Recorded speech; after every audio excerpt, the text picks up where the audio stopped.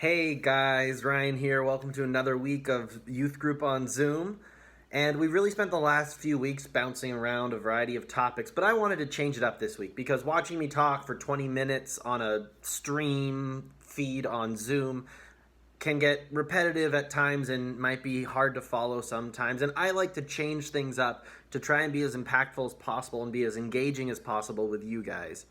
So today we're going to be watching a video from a group known as the Bible Project. And I've showed their videos once or twice before, I think on Sunday mornings. And the Bible Project, they are a group that makes videos that summarize either books or parts of the Bible or surveys a topic in the scripture, like the Holy Spirit in the Bible, and then examines how that plays out throughout all of the Bible. So today we are going to be watching one of their videos. And we're going to be watching a video on justice. What is justice, and how do we see justice play out and defined throughout the Bible? And how do we as Christians think about justice? And before we dive into this video, I want you guys to discuss in groups these questions. First, what is justice? Define it. What does the word justice mean? And second, let's say a man mugs another man and he stabs him and takes his wallet and leaves him bleeding in a dark alleyway to die. What does justice look like in this situation? So take a minute to pause here and discuss those questions with your group.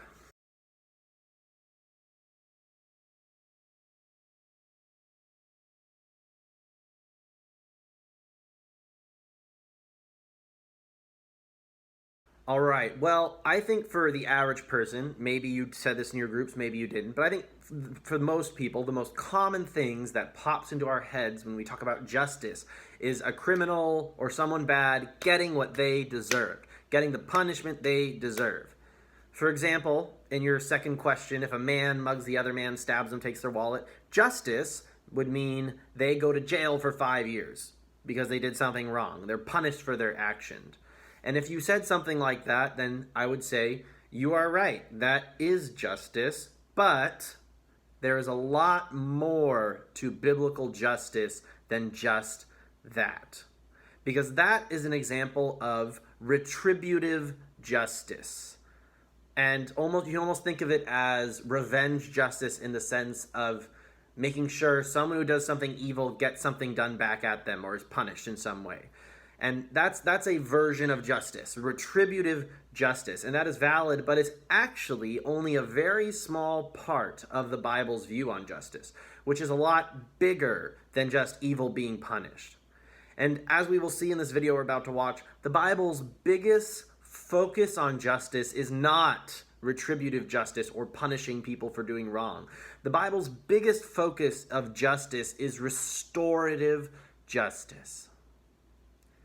Restorative justice is when you see something bad happening, when you see something evil happening, make that evil right. In this example we just discussed, think of the story of the Good Samaritan. He is mugged by robbers and left dying on the side of the road. But the justice that happens in this story isn't the robbers are arrested. The story never even mentions what happens to the robbers after they leave. The justice in the story was the Good Samaritan taking the man who was robbed and left dying on the side of the road, and it was caring for him, medically bandaging his wounds, putting him on his donkey, taking him to the innkeeper so that he may be treated for more medically, and paying the innkeeper money to take care of him. This man reached into his own pocket to pay for the wounds of this other man. That is restorative justice, a wrong being made right, good undoing the work of evil. So as we watch this video, think about how the biblical view of justice differs from what we as Americans often think of as justice or what you may have thought justice meant, and think about how this version of justice is bigger and different than what we normally think, and think about who in your life or in our society in general is suffering from injustice. So think about those things, pause here, and go ahead and take a listen to that video.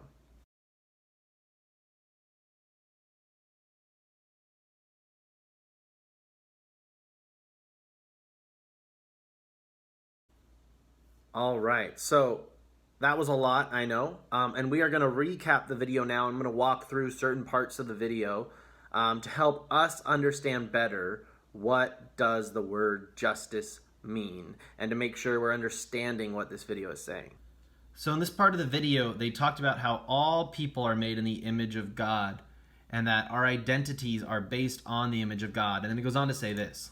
By his definition of good and evil. And this identity, it's the bedrock of the Bible's view of justice. All humans are equal before God and have the right to be treated with dignity and fairness no matter who you are. So here we see this idea that all people are made in the image of God. And because of that, they deserve to be treated with dignity as fairness. And that is our calling as Christians, how we treat everyone in our lives, all other people with dignity and fairness because of that. Because they're made in the image of God, even the person you hate the most is made in the image of God. And then that leads us to this biblical concept coming up of retributive and restorative justice. So here we see an example of retributive justice as the thief is punished and put in jail for his actions. But the Bible mainly talks about restorative justice, seeking out the vulnerable people who are being taken advantage of and helping them. So it's this idea of ensuring that all people are treated equally and are given the value that God would give to them.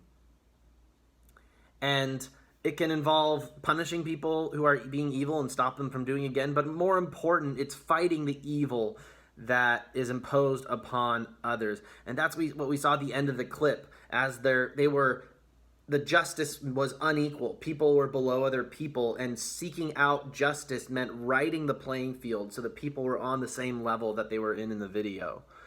And then we see that in the scriptures that were in the video too.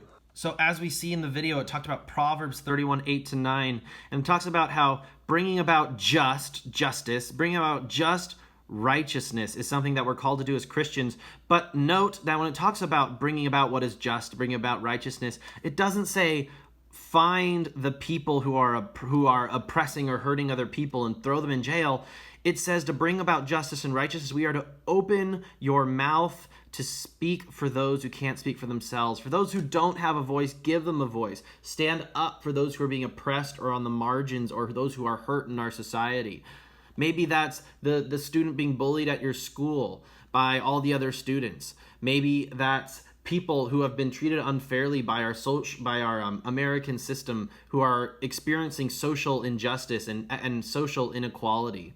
And then jumping ahead to the next verse, it talks about how bringing about justice and righteousness, again, is not punishing those who are disadvantaging others, but rescuing the disadvantaged. Justice in here isn't about punishment, but it's about taking the people who are being mistreated and treating them rightly and evening the scales.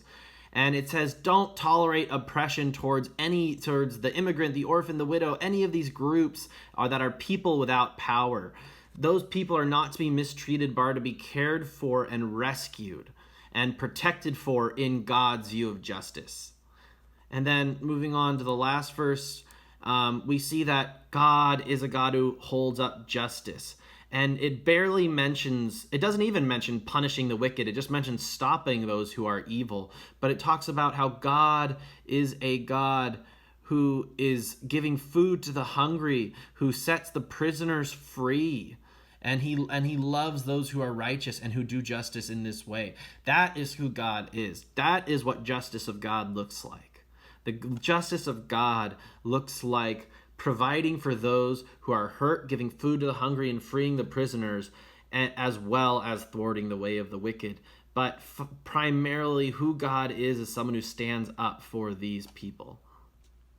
Unfortunately, it's not just as simple as that. Those who have power oppress or hurt other people, as we see in this part of the video right here. So let's take a listen. And I want to note something at the end of this little segment. Will actively perpetrate injustice. Others receive benefits or privileges from unjust social structures they take for granted. And sadly, history has shown that when the oppressed gain power, they often become oppressors themselves. So we see that this person was on the receiving end of injustice, and they were, at the beginning, they were at the bottom. This person was oppressing them. But the moment they had the chance and gained power, they grabbed that staff that he was using to oppress them and do the same thing right back at them. This is the revenge-filled world that we live in. This is how most people are oriented in our society. That when we get the chance to benefit ourselves, take advantage of it. When someone is hurting us, hurt them back. This is the revenge-filled world that we live in. But I also want to note that at the beginning that it's not just this person who is doing something that is problematic in this video. Look at these two people right here. And as the scene plays out, they see this person is being oppressed. This person is being hurt. Injustice is being done to this person. And they are just sitting on the sidelines, watching, not caring, because this doesn't affect them. They don't think this affects them. They think this isn't my problem. I'm doing fine over here in the middle. This person is suffering, and these people say it's not my problem. And I think that's part of the problem of how people function in the world and how we as people need to view justice. And because of that, it says we all participate in injustice, actively or passively, in some way, even unintentionally, that we all participate in injustice, and think of that as sin too. And that's why the video says right here that we are all the guilty ones. We all have guilt. None of us are perfect in this area, and that's why this is. And it says this is the surprising message of the biblical story. But God's response to the human legacy of injustice is to give us a gift. And as we see in this video, this is supposed to be Jesus. And as he washes his feet, the red of the sin and the injustice washes away, and they're covered by righteousness through what Jesus is doing. And we pick it up here, and it says that now Jesus offers his life to the guilty, and look, the red sin and shame is taken away, and we are given righteousness by Jesus. And as it says here, not because of what they have done, but because of what Jesus did for them. What Jesus did for us gave us righteousness. There's nothing we could have done to attain that for ourselves. We've been given that gift, and that's why in this video it then makes this really important statement. So take a close listen to this. If God declared someone righteous when they didn't deserve it, the only reasonable response is to go and seek righteousness and justice for others. Let's listen to that again. If God declared someone, us, that's us, righteous when we didn't deserve it. When they didn't deserve it, the only reasonable response is to go and seek righteousness and justice for others.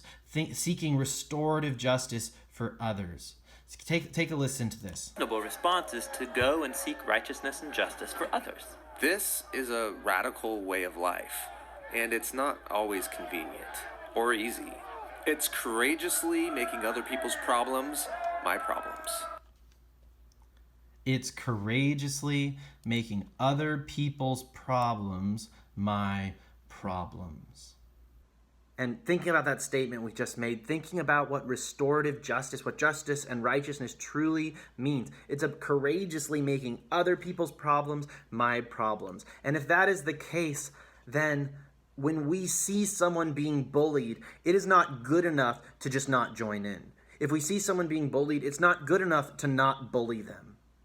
But the Christian response is to stand up for the person being bullied by defending them, by protecting them from harm, by saying this isn't right, you guys need to stop doing this.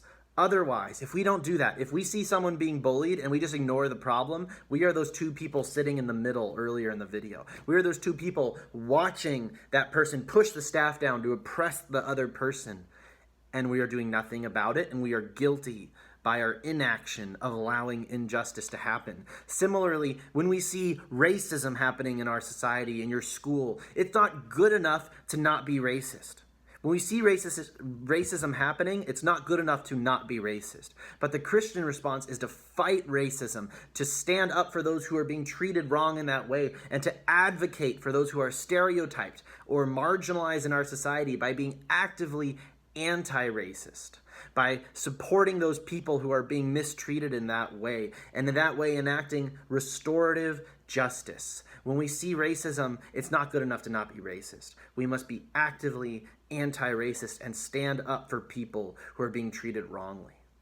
We cannot be these people who sit on the sidelines and watch evil happen. I know that was a lot, but I want you to think back to how you defined justice early on. Has that changed? Has this talk, this video, changed how you understand justice? Because justice is a lot bigger than putting criminals into prison or making sure that people who do wrong are punished. Justice is about us as Christians enacting justice, bringing about healing and restoration, bringing about restorative justice to those who are being treated with injustice. And I want you to think about your own lives. Who have you seen in your high school who is treated in an unjust way? The Christian response is not to sit by and let that happen, even if we're not the target of the injustice, but to stand up for that person, to name injustice for what it is, to say that it is evil and wrong and needs to stop.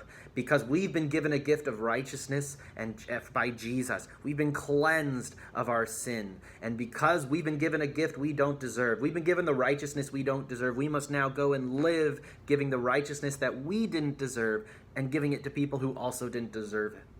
To live actively, not on the sideline, but fighting for the oppressed, fighting for those who are suffering, standing up for them, showing them love, fighting evil, naming evil, and we cannot passively watch evil happen. So think about your own life. Those who have been mistreated, those who have been taken advantage of.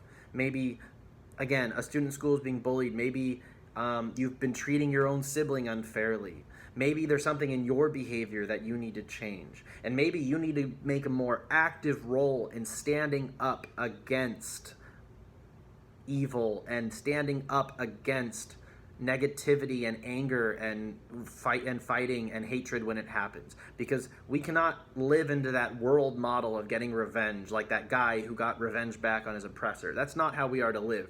The Christian life is not one of revenge. We are to give up our desire for revenge to God and instead live seeking restorative justice for those who need it. I know that was a lot. I hope that sparked some interesting thoughts. I'd love to hear anything you have to say. I'm always available via text. Just let me know. That's pretty much it for today. I'm really hoping that you guys got something out of this. This was different, that you liked the Bible Project. We'll do another one next week, another Bible Project video on a different topic in Scripture. If you want to watch more of the Bible Project, you can find them on YouTube. Take a look. And also, don't forget, we have a new youth group schedule. We're meeting on Zoom Sundays, Mondays, Wednesdays, and Fridays. So join us Friday for Jackbox Party at 3 p.m. Join us Sunday at 9:30 a.m. for our church live stream. And join us Monday at 5 p.m. for talking about theology. All right. Thanks, guys. Have fun talking about that more in your groups. I hope that was insightful. Have a great one, guys. See you later.